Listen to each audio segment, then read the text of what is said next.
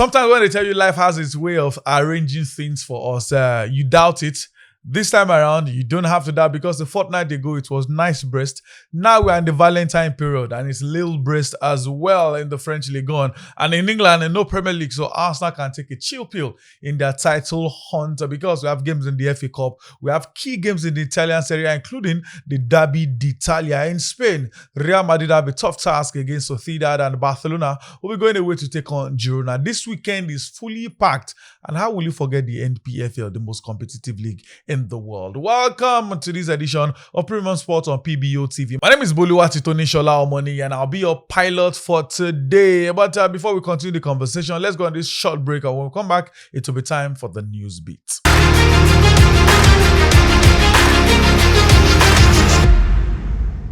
Welcome back from that break. It's still Premium Sports on PBO TV. It's time for the news beat, and we'll be starting from martial arts, where Israel Adesanya has revealed that he could retire from the UFC by 2027 with less than 10 fights remaining in his career. The former two-time middleweight champion who faces Joe Pyfer at the UFC Seattle on March 28th admitted on his YouTube channel that the countdown clock is already ticking. Oof, the last hour bender. Let me quote what he said. He said, "I can see the finish line.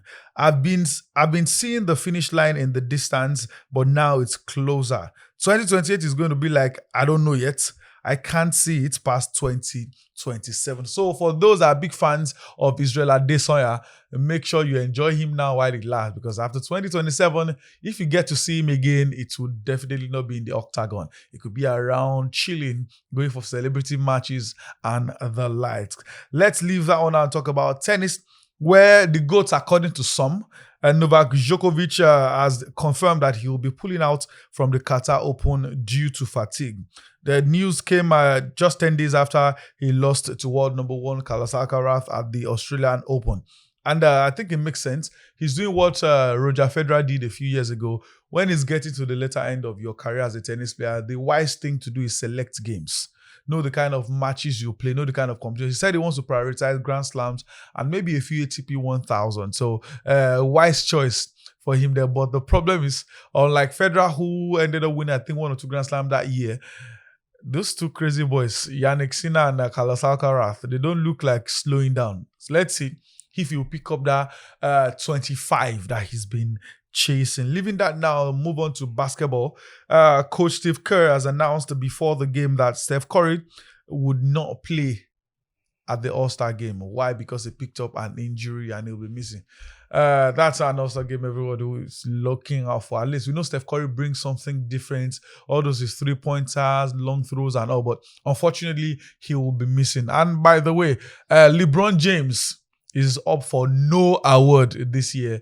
I can't remember if I ever spoke about LeBron James not coming up for any award, because there's a cap of games you must play before you can qualify for any award in the NBA. That league is well planned. The only problem I have is they don't go on relegation. But LeBron James, no award this season. Steph Curry, no All-Star games. LeBron James will not even be starting in the All-Star games. He'll be playing, but not among the starting 5. Age is definitely catching up with you. He clocked 41 in December and he's still posting double-doubles as well. Age is but a number, like they will tell you. Well, that's all for the news beat. There are loads of conversations around the coach of Super Eagles, Exeku Shell. That will be the focus of our Niger flavor after this break.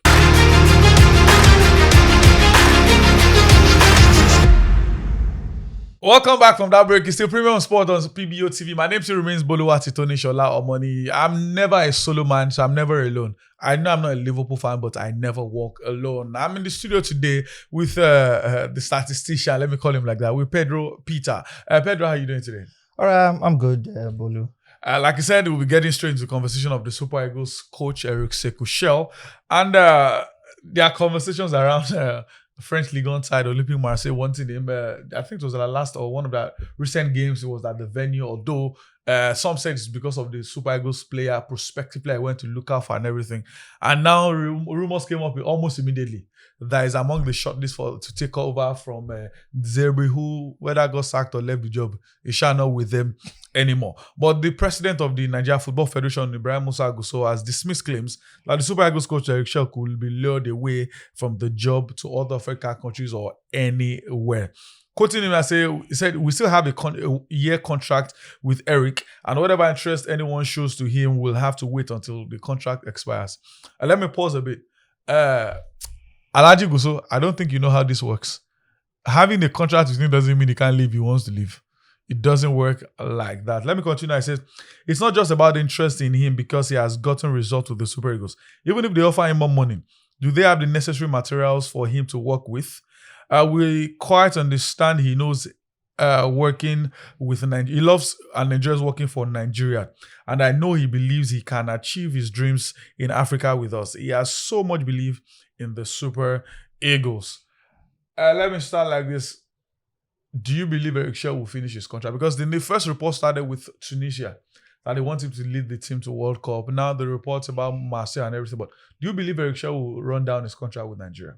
At the moment, despite anyway, the only person that can answer this question is Eric Schell himself. He knows what his next plan of action will be, and he's the only one that will take the action. It doesn't matter whose ox is God. So for the president of the NFF, trying to allay fears, trying to reassure fans, of course, of Nigeria, of the Super Eagles, that he's here for the long run because obviously he had a good tournament in Morocco and all that. Fine, it's helped Chelsea's career. That is his CV. That he coached a better team, of course. And he won a medal. Yes, he won a medal. You cannot actually compare the Nigerian Super Eagles with the Malian Eagles themselves. The Super Eagles are actually a better team than Mali, where he was coming from, his last coaching position. So, and actually utilizing them to finish on the podium, he has actually done well. Nice. It is actually, he's set to reap the rewards.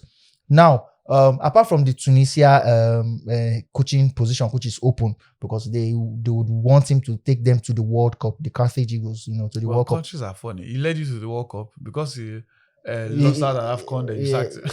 And Tunisia didn't lose. I think they didn't even concede a goal during the qualification series. Yeah. Then now there is unconfirmed report about South Africa also looking the way of Eric Schell because Hugo Bruce will be leaving seemingly after the World Cup. So they would want him to be that guy that takes over. Of course, you'll be well remunerated as in the pay will be. So and then no go out money. Yeah, Tunisia owns like he gets to go to the World Cup. For that of South Africa, he gets to be go to the World Cup. It will be after the World Cup. So why should I wait after World Cup? If I you go Nigeria, I'd rather go to the one before the World Cup Tunisia. And lead them. Yeah. Yes. So for the French publication L'Equipe, he has tossed his name in there amongst the potential candidates. Or could it be for the trend or PR for Nigeria? Because anything that surrounds Nigeria on social media, especially X, trends a lot. Of course.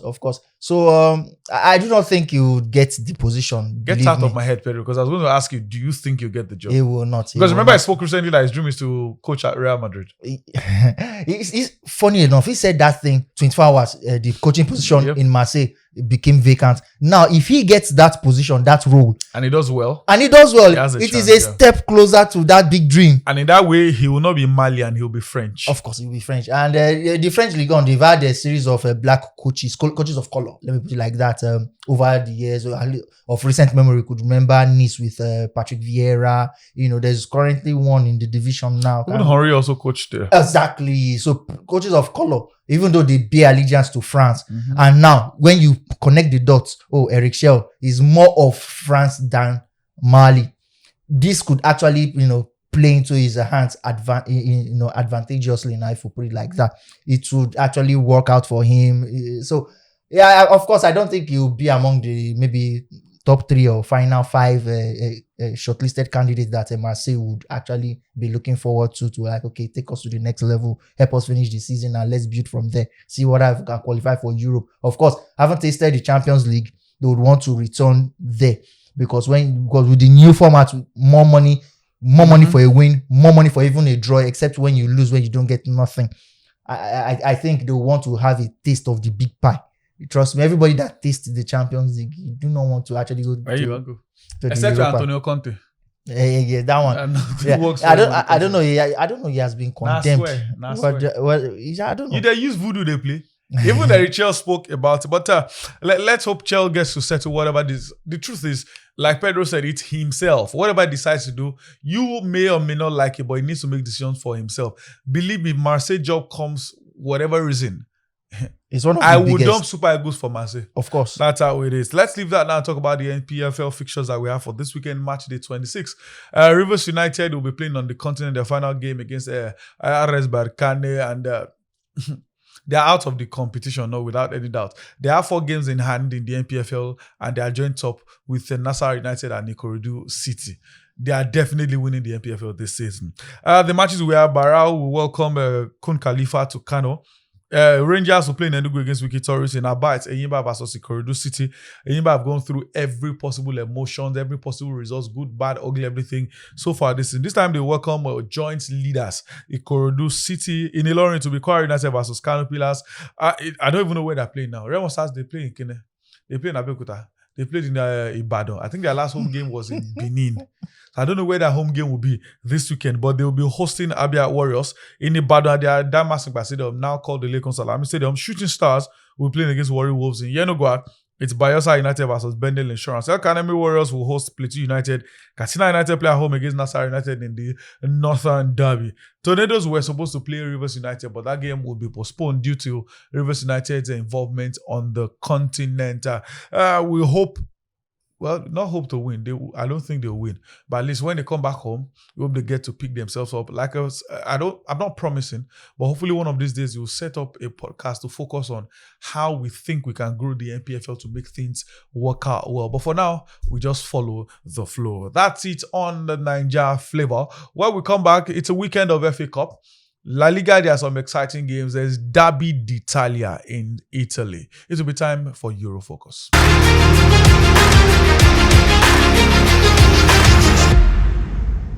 Welcome back from that break. It's still Premium Sport on PBO TV. Well, it's time to talk about the Eurofocus and the FA Cup games this weekend in England. Just some selected fixtures. After Chelsea led 2-0 with the leveler from Leeds United in midweek, now they'll be going away to take on Hull City. Burton Albion will host West Ham United. Manchester City at the Etihad Stadium will play against Salford City. Aston Villa and Newcastle in an all-Premier League affair. And there's also Liverpool against Brighton at Anfield. And there's Arsenal against Wigan Athletic. The Gunners are chasing all titles this season.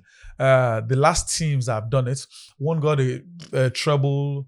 Liverpool end up winning just one. Sometimes they win two, and also it's hard chasing all titles. But at least they are in the FA Cup, the 4th round. In the Spanish La Liga, there's Getafe against Villarreal. Sevilla will host Deportivo Alaves. Real Oviedo will play against Athletic Club. Mallorca will play Real Betis. Rayo Vallecano in the Madrid derby against Atletico Madrid. Then there's a big game. You can call it a Catalan derby. Girona will take on Barcelona. Pedro, 2 seasons ago, it was Girona win home and away. Barcelona, yes, they are struggling. They concede, but they outplay you and outscore you. The defensive frailty is not as it was at the start of the season. Do you think they will maintain their winning streak away to Girona this weekend? Of course, that is it's a 3-point fixture waiting to be collected, waiting to be picked. Because Girona, they are not what they were. Yes, of course. We knew when they had that stellar season, and they sold almost everyone. Stuani, just name Savinho, they just a lot sold of players. everybody. So, of course, a lot of the clubs will poach their talent, and of course, clubs like one of Girona, them is in Barcelona. Exactly. Clubs like Girona don't actually. They don't keep. Yeah, they don't keep it. It is actually player sales that actually form part of their revenue. Mm-hmm. So they are not even like your Dortmund that even though they sell players, they know how to bring up talent. But Girona, it will take a long time before they are able to get by hook or by crook. They will get another pool or another talent of players that will be able to get maybe 1 or 2 good seasons again, go back. And they go back. So Girona, wearing that Girona of 2 seasons ago, of course, it paid off when they qualified for the Champions League. More money and all that. But this is where I feel that, okay, if you make it that high, try and let that money just trickle in. Even if you do not, you can just buy a couple of players from, let's say, the English Championship, probably get from your fellow... Or poach La Masia or La Vaprissa. Yes, all those at least if your own academy is not good enough. You can buy good players from, let's say, from your Espanyol, your Real Oviedo, all those kind of players that have decent players, but you can actually poach from them. Of course, definitely cannot buy from your Madrid. And when a team is playing well, even an average player sometimes in those teams tend to play good. Yes. So if you blend those ones with the ones you have, it can turn out well. So Barcelona will do. I saw a start of recent. I don't think Hansi Flick has managed up to 100 games but the number of goals that team has scored, It's quite a lot. A lot of goals. So this time around, Barcelona they feel good at any stadium, at whichever ground Home they play or on. away, far from home or everywhere. In fact, they just go anywhere and they score. So I laugh at fans who supposed Barcelona fans who mock Ferran Torres. It's not that he is the highest goal scorer for crying out loud, and for the number of misses in code that he gets, he will still get on the score sheet. I think one of the things people miss is you need to know what you have. It's similar to what some Man U fans think. They think they were still the Fergie era. Lewandowski is not the young Lewandowski that will get to and 40, 50, 60 goals. No. So enjoy your Ferran Torres while it lasts, because sometimes when you don't appreciate your players, when they leave, and look at Chelsea. Jackson was useless. He's a useless striker, blah, blah, blah. Now they wish they had Jackson instead of Liam Delap. Trust me. Because Delap is not offering half, even a quarter of what Jackson did. And there's even this theory that the Delap is not linking well with Palmer the way Jackson did. I'm like, come on, go back to. So for you, as for Barcelona, just one more thing. They may miss the services of Marcus Rashford. Yeah. Yes, because the bruise in his knee. Of course, he sat out the first leg of the Copa del Rey against the Atletico Madrid. So whether he misses that one too, but of course, for all the good he has done, he's still a squad player, not like a starter per se. So they've got enough attacking options, yes, to actually come in and do a good job. So if there is no Lewandowski, there will always be a Lamine Yamal somewhere. There will always be Daniel Olmo, Ferran Torres. A lot of talent boku, as they say in the local balance. Still in the La Liga, Real Madrid will play a big game against Real Sociedad, a Basque side versus a Madrid side. Sociedad in midweek, they won at the San Mamés in the Basque derby against Athletic Club. Now in the Copa del Rey, first leg semi-final. And they went away. Yep. That was at San Mamés, away. Now they're going away again. So obvious. And if Real Madrid should win that game, they are going top of Barcelona temporarily. Yes, Barcelona plays. Is it a win for Real Madrid or to be a struggle? They've not been playing well. They've not played well since Abeloa came in. Ways to keep winning. Yes. And one thing is, if Mbappe doesn't come to the party, that is if There's he's struggle. absent or if he doesn't, I don't know, Madrid tend to struggle.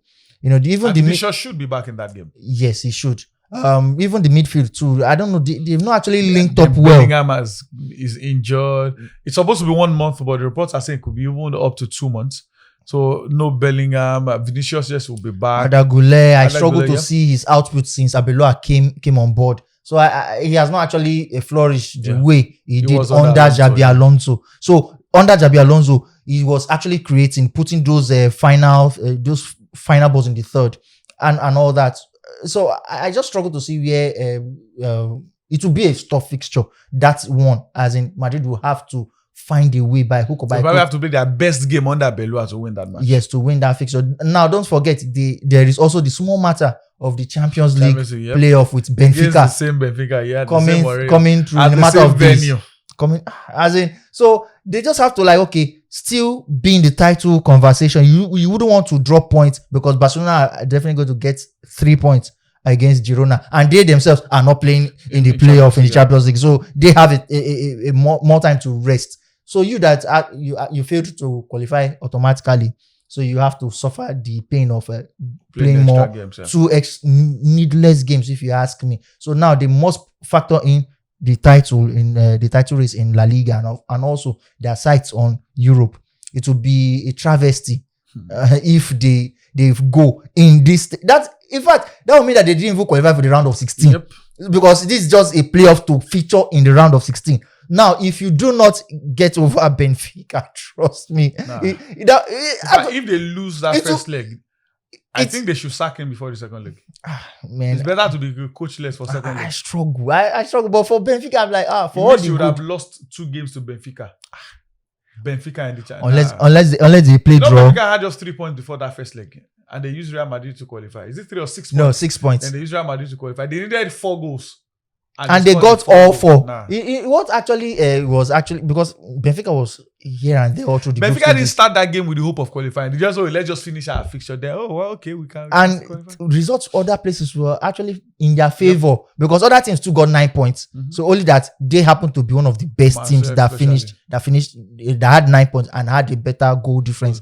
That was what knocked out Marseille and all that. So probably all that one played in the exit of Roberto De Zerbi, but that is another matter for another time. So now Madrid has to just focus on Sociedad. Thankfully, it's a home fixture, so just get the job done. However you want to do it, then ahead of Champions League in a matter of say 3-4 days.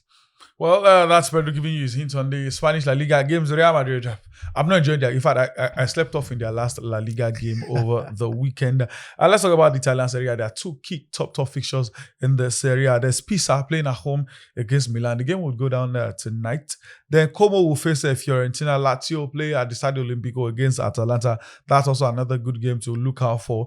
Then there's Napoli versus AS Roma. And of course, the biggest game in Europe this weekend, the Derby d'Italia. That's the Italian derby between Inter and the Giuseppe Meazza. Said it's not San Siro now because Inter are the ones at home against Juventus. Pedro, these top 2 fixtures. First of all, Napoli-Roma, then the big one, Derby d'Italia. Napoli-Roma, well, both sides, they have contrasting fortunes coming into this fixture. For Napoli, they have to, of course, they're out of the running for the Champions League, as in, haven't failed to qualify.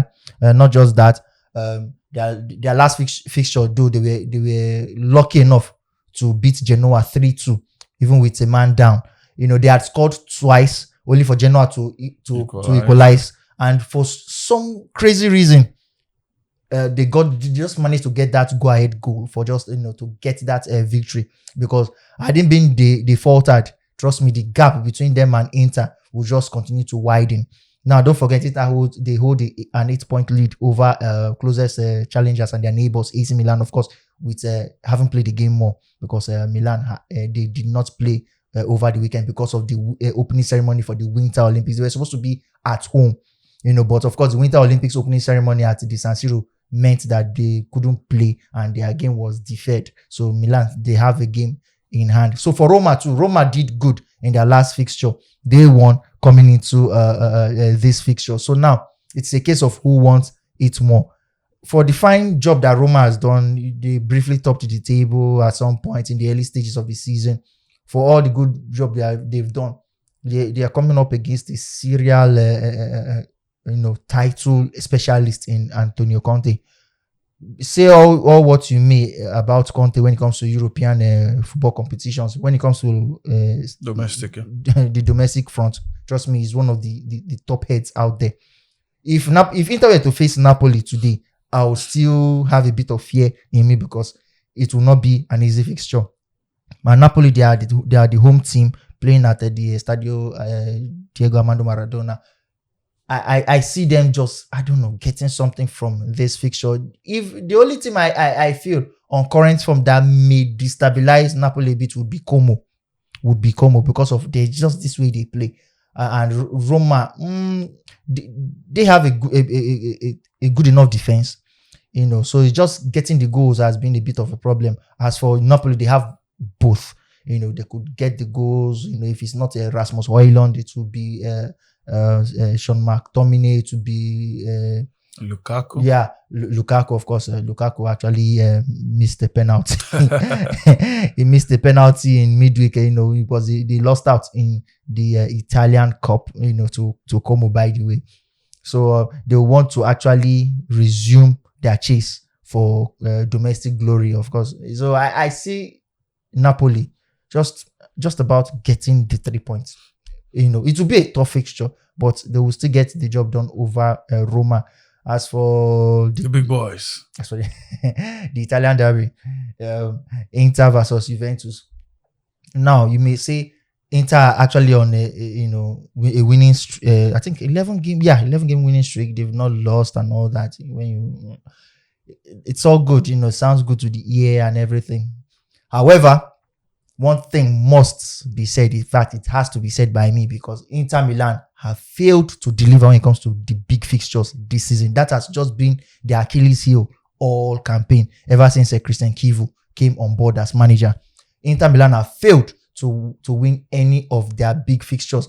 They did get a win against Roma and Atalanta, but of course, in the grand scheme of things, you will not actually call Atalanta like a top team. They can cause a bit of a worry here and there, but they are not an elite team.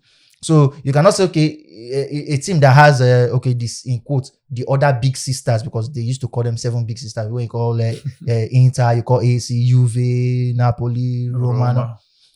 You cannot say, okay, out of the other one, you beat only Atalanta. Atalanta is not even part of that group. Not just had about 3 good years, not. So this is one of those things. Both in the league and in the Champions League, whenever Inter faced a big side, they have not won. So that is just one thing Christian Kivu would have to navigate by hook or by crook. The only good thing that would that will work out for him, in quotes, prior to that fixture is that his closest challengers and of course their neighbors, AC Milan, they take on Pizza, later tonight. They take on Pizza, an away fixture. So it is what they play that will inform his own decision of, okay, this is what we need to do psychologically, that, okay, let's say Milan fail to get 3 points. That would be probably, the tonic that would be a confidence booster for Inter Milan to take on Juventus. Juventus, they've been a bit all over the place, since they've got Luciano Spalletti. They score goals, mind you, Weston McKennie, Jonathan David, also Yildiz. Yes, Kenan Yildiz. Yes. Vlahovic. Dusan Vlahovic. They score goals, but for some reason, Juventus just tend to drop points. Either I don't know, for some crazy reason, they don't have that kind of elite defense the way they had, at least of recent memory, when Cristiano Ronaldo was there, where they had this dude from Morocco, Mendy Benatia, and and all the likes, Chiellini, Bonucci, and of recent. So they don't have that kind of defense like before, but so it's a bit surprising and disappointing to see them letting goals cheaply for all the good work they do on the attacking front. Now, the first fixture, of course, Juventus got the better of Inter Milan. So now they'll be looking at, but that was under a different manager then. So now this is another manager that's at the helm. So whether you get one over Inter Milan, it remains to be seen. Fans of Interisti coming into the fixture now, they are not too confident. Fine, you are only confident in the sense that, okay, we are topping the table with a bit of some healthy points advantage. But when you see that you've lost every big fixture this season, and this is this is as big a fixture as it comes, you struggle to see where inspiration would come from. But you just keep your fingers crossed. Because of what has played out all season, I would tip Inter Milan just to play a draw. I don't think they would win because they faltered all through. So I don't see them still getting. It would be nice to see them get 3 points, because it is hard to see a table topping side. There's no way you can win the league if you don't beat the big boys. You have to get something from them. You cannot beat the modest and the lowest ranked teams whilst failing to get something from your direct rival, because that's actually what hands you the title, any trophy you want to win, both at home and abroad. So if you fail to get, I struggle to see where you now win the title. But all in all, I'll still tip Juventus look good to get something from that fixture. Well, he has given it more tilt towards Juve. Juve have been scoring lots of goals this season. Let's see whatever the outcome will be. But one thing is certain, Derby d'Italia is always an exciting game to watch out for. Let's move on to the German Bundesliga now, where Borussia Dortmund will take on Mainz. Bayer Leverkusen will host St. Pauli. Eintracht Frankfurt will play against Borussia Mönchengladbach. Werder Bremen and Bayern Munich. Stuttgart against Cologne, and RB Leipzig will face Wolfsburg. In the French Ligue 1, there's Reims against PSG. Monaco will play Nantes. Marseille will host Strasbourg. Lyon will play against OGC Nice. And of course, Lille will play Brest. Let's put a pause now. There's a big conversation coming on in a hot gist. Nigerian players moving, leaving clubs, going for trials, not getting a club. Is it a wise decision or not? And in the space of 24 hours, 3 managers have been sacked from their role. After this break, it will be time for hot gist.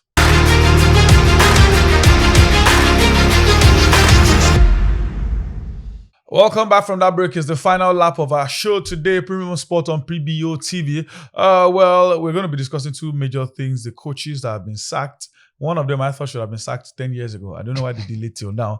And our players are leaving their club without having any club to join. But before I hear Pedro Peter's thoughts on this conversation, let's hear what Kingsley Akman, Amazing Kingsley, has to say. It's actually sad that when you see these things happen, you trace it back to our Nigerian players and Stanley Nwabali. How you keep for the Super Eagles of Nigeria. You are number one shot stopper.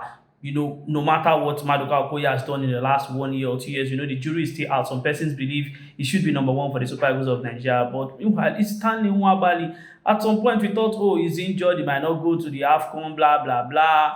He was still our number one. And then we won bronze at the last AFCON. How can such a goalkeeper, who is that popular? I can say Stanley Nwabali should be, if not arguably, one of the biggest, stars right there in this South African league. How do you now end your contract and the season is still on and you don't have a team? It's sick. It's sickening. I don't even know how to explain this. And then not just him, same thing too with Olisanda. I've seen a lot of reports saying, Olisanda, he has not signed for this team, he has not signed for that team. What happens to, we having, top stars like this who move from one team to another? I would have expected that a Stanley Nwabali, knowing fully well that he was the shortstopper for the Super Eagles of Nigeria, who did so well at the last AFCON, will move from South Africa to, maybe go to France, go to Spain, go to even Turkey. No issues. We would like you to go to Turkey. Victor Osimhen plays in Turkey.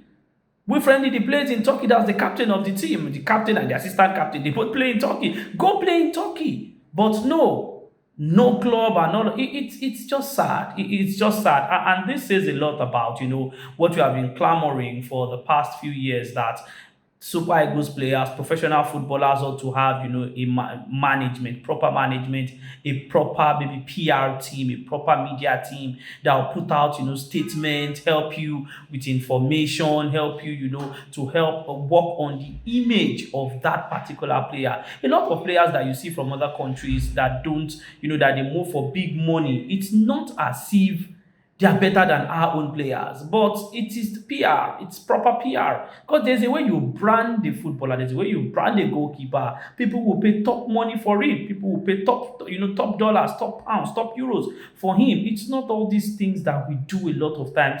It's just sad. It's just sad, and it's not a good one at all for both Nwabali and Olisanda, leaving their clubs without having to replace, without moving to another club, and then it's now looking very, very messy and all of that. But hey, hopefully, let's just hope that they find a better club, and then this doesn't last too long. This doesn't linger on, for too long. It's not even a good, advertisement for the Super Eagles of Nigeria and also Nigerian footballers. Now, away from that, let's talk about the drama in the EPL. Coaches have been sacked left, right, and center. First, just recently, it was Thomas Frank.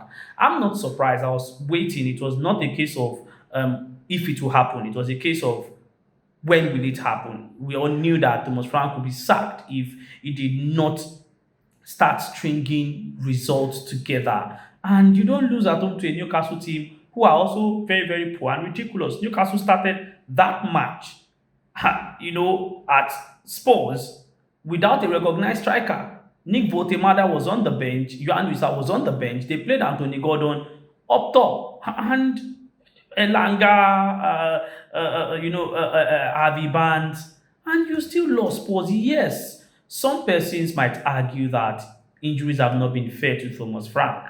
But you're not the only one. We've seen a lot of teams, even in the league this season, who have also suffered and struggled with so much injuries. Name them. Sunderland are one of the best sides in the league this season. They've also struggled with a whole load of injuries. And I can mention some other teams like that who have struggled with injuries. Arsenal, even though are tabletoppers, to have struggled with injuries.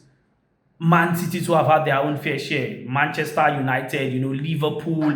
Liverpool don't even have a right back as we speak. They played Endo and Soboslai in their last, 2 games. So a lot of teams have struggled with injuries too. And based on the quality of players that you have, I believe that Thomas Frank should have managed this team better. I really liked what he did when he was at Brentford, and he created a template. That's what his assistant Kitadus is doing right now. You can see that the Brentford side are still playing so well, even without with Thomas Frank. That was his blueprint, and it was easy for his assistant coach to just come and do copy and paste. They sold so many stars, but they are still doing so well. When he got to Spurs, and then he looked a lot confused. He doesn't know if he should play back three. He doesn't know if he should play back four. He doesn't know if he should go with one, a striker up top, play with maybe midfielders. He just buys players, and you don't know where they are going to play. Xavi Simons, he brought in Xavi Simons, one of the best creative players right there in the Bundesliga, and he doesn't know if he should play him at left wing or play him at number 10. When Madison got injured, his team just looked all over the place. So I'm not surprised that maybe he got sacked. Absolutely not surprised at all. I think maybe the one that caught me surprised is Sean Dyche. Sean Dyche is one of those coaches that will get the job done, no matter the kind of team that you give them. And with that Nottingham Forest side not doing too badly, Nottingham Forest to have struggled with injuries. Their best player last season, Chris Wood, I don't even think he has had any meaningful kick of the ball this season. This season also, they had Marcels, and then they brought in another goalkeeper. Was that his name again? Victor, thereabout. And then both of them are injured right now. And that's why they went to bring in Ortega to be that goalkeeper. You look at their defense to Nottingham Forest. Olano just came back from injury. Moreno is out injured. Murillo too is out injured. A lot of injuries in that team. I think maybe just fell out. Or maybe he got sacked because he couldn't beat a Wolves team that everybody have been beating. But we need to just keep. I feel that Sean Dyche will get another job. He's that kind of coach that they bring in to help, fix the rot when any team is in that rot, or they help to come and, fix a sinking ship. I think Sean Dyche will get another job. It's Thomas Frank that I'm worried, really, really worried for, because they gave him that big job at Spurs. But hopefully, we see a lot of merry-go-round of coaches in the EPL. Let's see how this one, pans out. And I just hope that we enjoy our football in the English Premier League. Thank you, Bolo. Over to you. Well, you've heard it from the amazing man, always articulate as ever. Now, let me hear what Pedro has about it. Okay, before we talk about the Super Eagles, maybe just about a minute or so. Nottingham Forest. Okay, no, let's reverse it. Like people say, let's reverse back. De Zerbi left his job, or he was sacked, whichever way, from Marseille. A few hours later, we had Spurs sacked Thomas Frank. That should have been sacked long ago. Then, the one we'll probably focus on, Sean Dyche, has been relieved of his duty with Nottingham Forest. Personally, I blame the owner for the problem Forest are going through since the saga with Nuno Espirito Santo. Now, Sean Dyche came on board. He got sacked. Before him was also Ange Postecoglou. They've sacked 3 managers this season. They're heading for the 4th. That will be a record, when it comes to, in the Premier League, in the Premier League record, a single team having as much as 4 managers. They even have 5 with you. They've turned to Chelsea of 2 seasons ago. Oh yeah, they had Bruno Salto that coached for just one single fixture. You don't get hope. Thomas Tuchel, it was crazy. Then before Potter came, but that's by the way. So, like you said, the owner Evangelos Marinakis, for our viewers who are not so well versed with him, he also is the owner of the Greek Super League outfit Olympiacos. They won the Conference League, just a little while back. So he also owns the Nottingham Forest now. So whatever the problem with Nuno was, this was somebody who played one of the best football that the club has seen in decades. Not just any kind of decade, about over 3-4 decades plus, when they won, when they won the league. Not just that, they won the Champions League, in fact, in succession under Brian Clough. Now, you guys, Nottingham Forest have been in the doldrums for years. Now they secured a promotion to the Premier League, and over the last couple of seasons they've been doing well, retaining their Premier League status. Now, Nuno came in, took over from I can't remember this dude that left. The Steve Cooper. Yeah, Steve Cooper that left, replaced him, and the team saw an upturn in fortunes. Even going as far as qualifying for Europe. It doesn't get any better than that. in what was seemingly Nuno's first season, Chris Wood was playing out of his skin, scoring goals for a striker that from New Zealand that may not you may not reckon New Zealand as one of the top elite footballing nations in world football. Wood was playing. Of course, he had Premier League experience, playing out of his skin, scoring goals for fun. All you needed to do at the close of the season was, okay, how do we take this thing up from here? How do we improve? Even if we don't, break the ceiling the following campaign, but at least let us maintain the status quo. Try and finish amongst the top 7 clubs, and let's see how far we can go in one of the domestic cup competitions. But hey, you took offense when Nuno said the relationship between himself and you, the owner, had collapsed. It wasn't like the way it was before the season back, when everything, it's translated to on the field, success. All you needed to do was, okay, fine, we may not be friends per se, we may not be chubby and all that, but let us just get the job done. The team comes first. When the team is successful, everybody is successful. It tells well on the owner, the coaches, the players. More money comes in, of course, because all clubs they operate from a business standpoint. Money has to be made. Not the MPFS. Money has to be made and all that. So you just have to find a way to get the relationship to work. Okay, even if you don't want to see him, you can send him a message. What do you need? All right. Okay, talk to the DOF, the Director of Football Operations, and get the job done. Now, you're having issues with your coach. The coach is also having issues with Edu, whom you brought as to oversee football operations in both your clubs, both here in England and in Greece.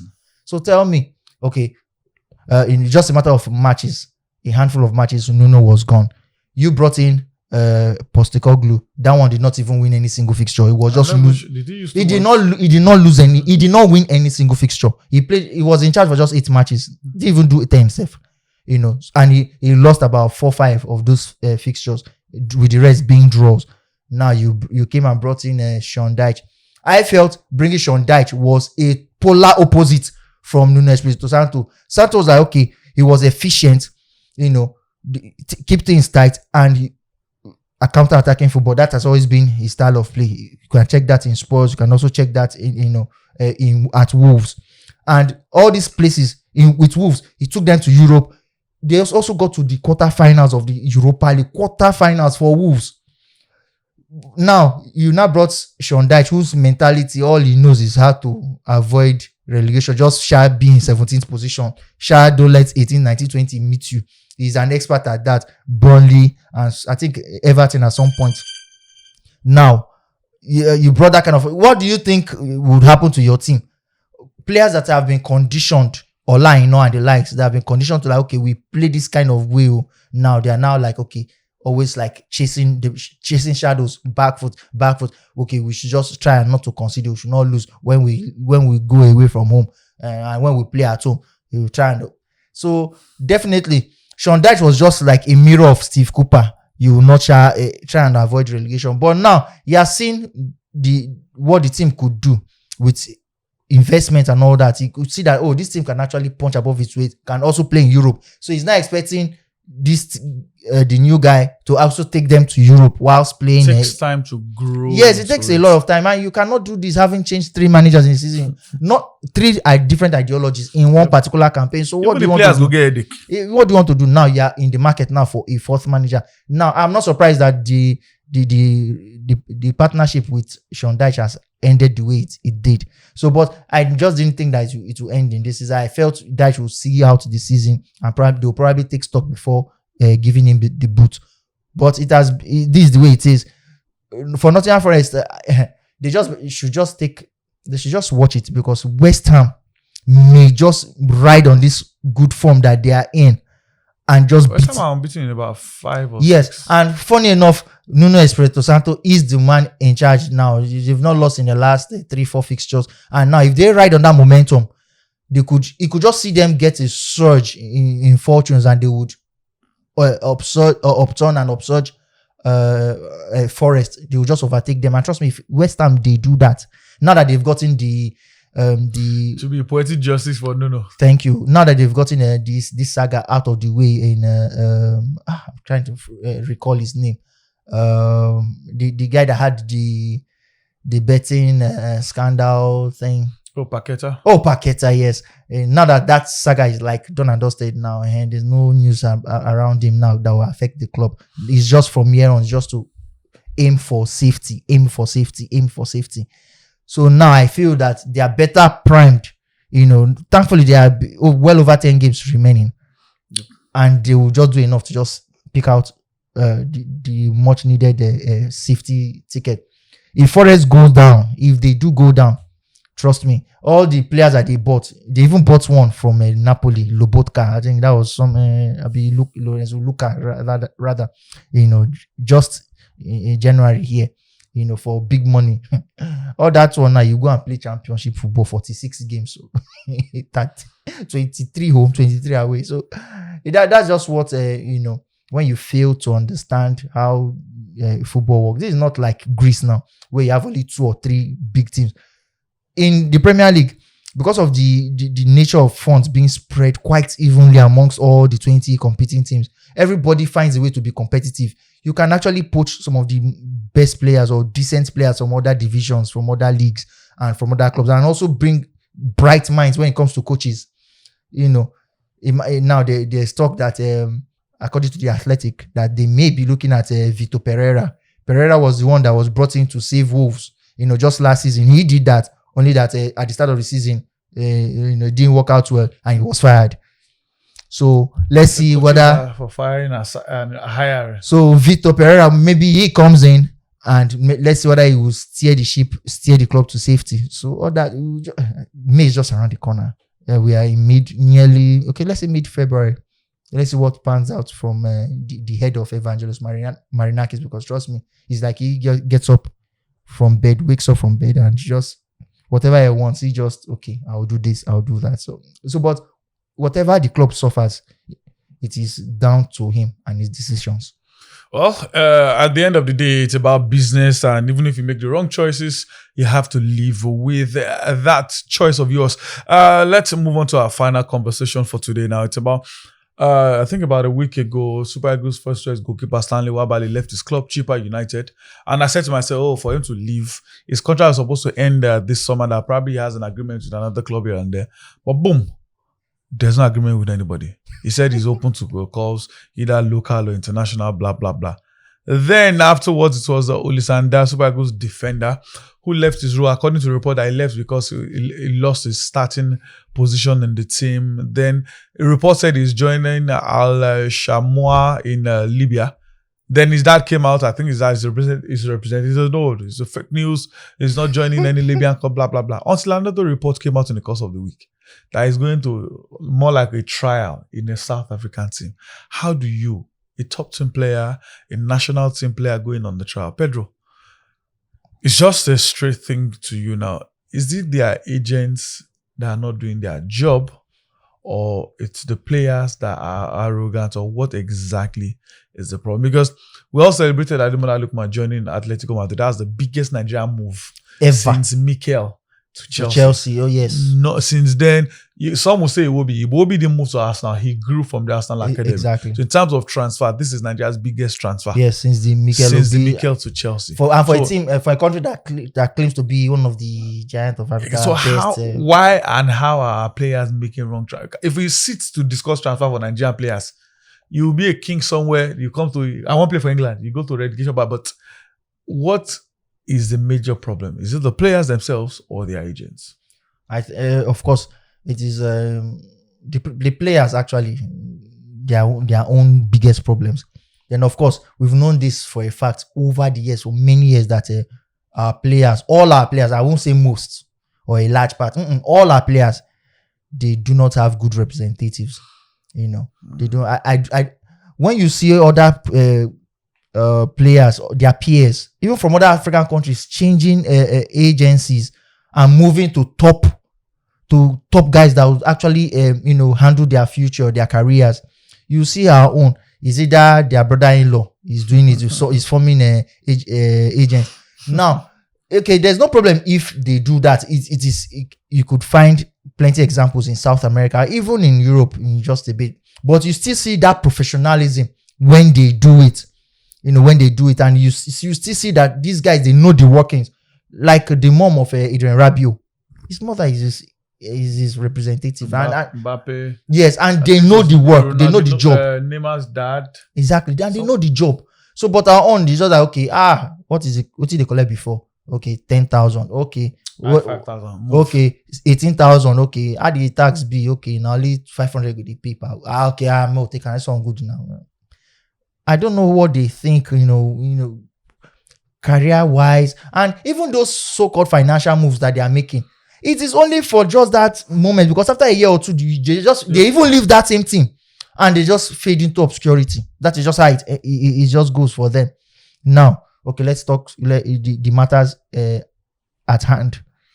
Olisanda, okay, he left. He said, according to him, he mutually agreed with Orlando Pirates to terminate his contract.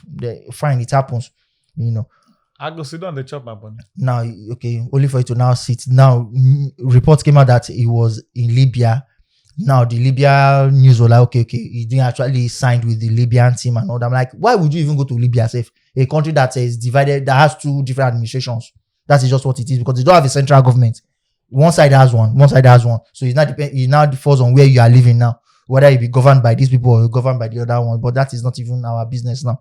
Okay, now that the Libyan news seems to like, okay, maybe it's untrue. Now you're back to South Africa, you are training, and you actually want to go on trials with Stellenbosch. That's the team. Stellenbosch, they are currently competing in the one of the CAF competitions, and a very decent side. They are coached by Gavin Hunt. I think Gavin Hunt was I think he handled the Super Sport United at some point in his career. He's a journeyman when it comes to South African football.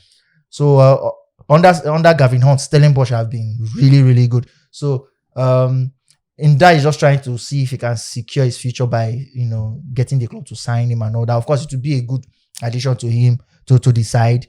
But definitely you'll be a squad player. He's not going to be a starter. I can guarantee you that. And for a player they're just coming from a very lengthy injury. So you just be lucky enough to play in the cup competition, the Nedbank Cup, the MTN 8, those are the cup competitions that they have. And of course, Stellenbosch are actually in the quarterfinals of the Nedbank Cup, surprisingly. So probably if he gets that, gets to be signed, maybe he just gets to be part of the joyride. Probably they get to the final, maybe win it. But of course, and you get a medal. But of course, when you still have Kaiser Chiefs and all still in the competition, that is a tough ask for a team like Stellenbosch, who did well last season and they are currently in one of the CAF competitions. But now, be that as it may, our players, they don't actually do well. They don't actually do well. So while terminate your contract and having to hustle because this is just hustling now. Even if you're not playing at Pirates, just sit there, make your move. The summer you have 2-3 months to actually plan, and you still secure that move that you are actually eyeing. You won't be actually going for trials now. Come on, it doesn't speak well of you. And as for Stanley Nwabali, he also is in the he's still the first choice for the club. He was the first choice at Chipa. So I don't know. There was this rumor that probably may have fallen out with the coach or probably with the management. But I know there was an issue that the coach didn't want him to go to AFCON because of the injury he had. That I told him he doesn't think he can make it. Wabali said, "Nah, I was going to make it to the AFCON and everything." So maybe that can also play a part in it. Yeah, I know behind the scenes, even though he has come out to say, one of these are dailies why I left this, and of course when you read the story, you still don't see why he left. So I read that piece. And all you could say was that at some point in your career, you need to take the best step forward and blah, blah, blah. So I knew, fine, he may not want to say it out in the open, but we all know that, okay, there's some kind of a disagreement between himself and probably the coach or probably the management as well. So, but it's in the best interest of everybody. It's just that to leave. Fine, nothing wrong with that. It happens. Ronaldo had a contract too. He left prior to the World Cup. That was even before November or in the month of November, something like that. So it happens. So what is the way forward for you? He says, I am not in a rush. In January, Abi February, you are not in a rush. Your mates are playing now. We are rushing on your behalf. If it's in the summer months, I would understand 2-3 months, because any team that you end up to play for, you will now be part of their preseason activities before you now blend in, gelling, and begin the season, the new campaign with them. Now you're saying you're not in a rush. Okay, now 3 teams. Of course, it has been rumored that 3 clubs are probably interested in Nwabali. Queen's Park Rangers in the English Championship, Al Ettifaqi in the Saudi Pro League. Al Ettifaqi was once coached by Steven Gerrard at some point. They currently have Jorginho Wijnaldum, one of the players in their payroll, the former Liverpool guy, and also Raja Casablanca in Morocco. So these are all 3. He has good choices to pick from.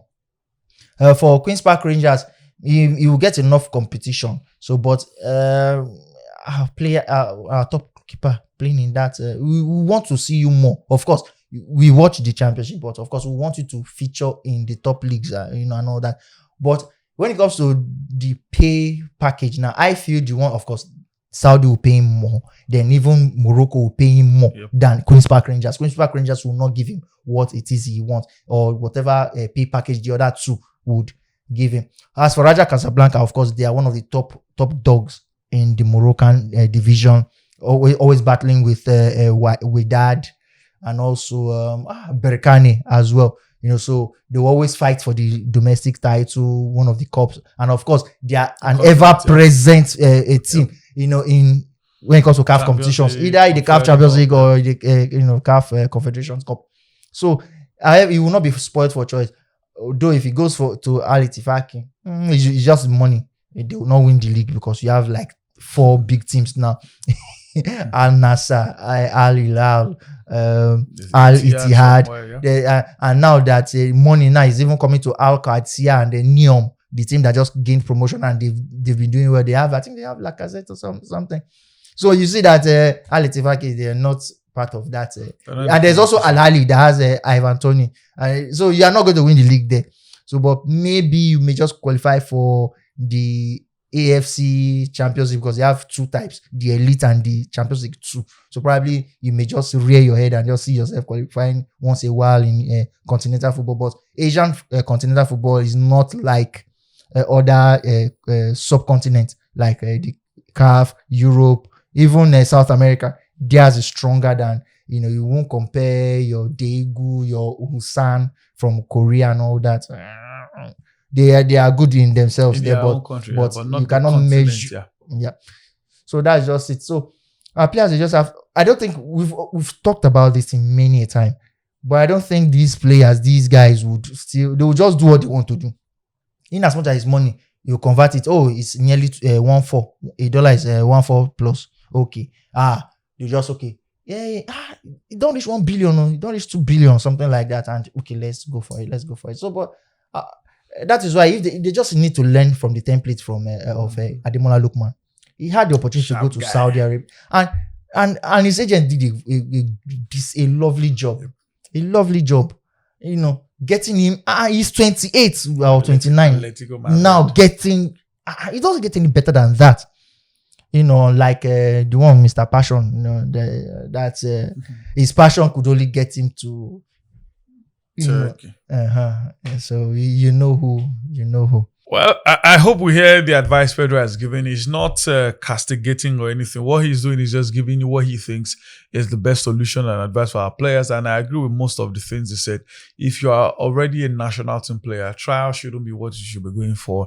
And going for peanuts is not what should be for the first choice goalkeeper for Nigeria. But again, like we always say, all the best to these players in their final conclusion or decision. Well, last weekend, it's good to mention, he's not here, but Bolu Adijagada BJ got 100% of his predictions for last weekend, and he was priding about it that 100 or over 100. But that's the much we can take on this edition of Premium Sport on PBO TV. It's been an exciting conversation with Pedro Picha in the studio today. So thank you very much, Pedro, for joining us, for stepping up today. My name still remains Boluwati Tony Shola Omoni, and it's still Premium Sports on PBO TV. Till we come here another time, make sure you do have a beautiful sporty weekend.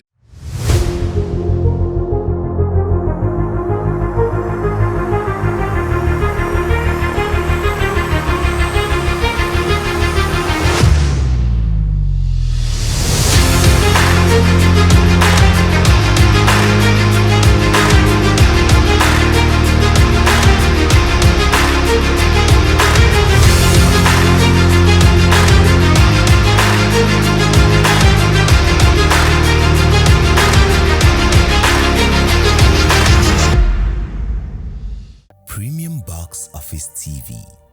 Everyone loves premium. Premium Box Office TV is exclusive on StarTimes.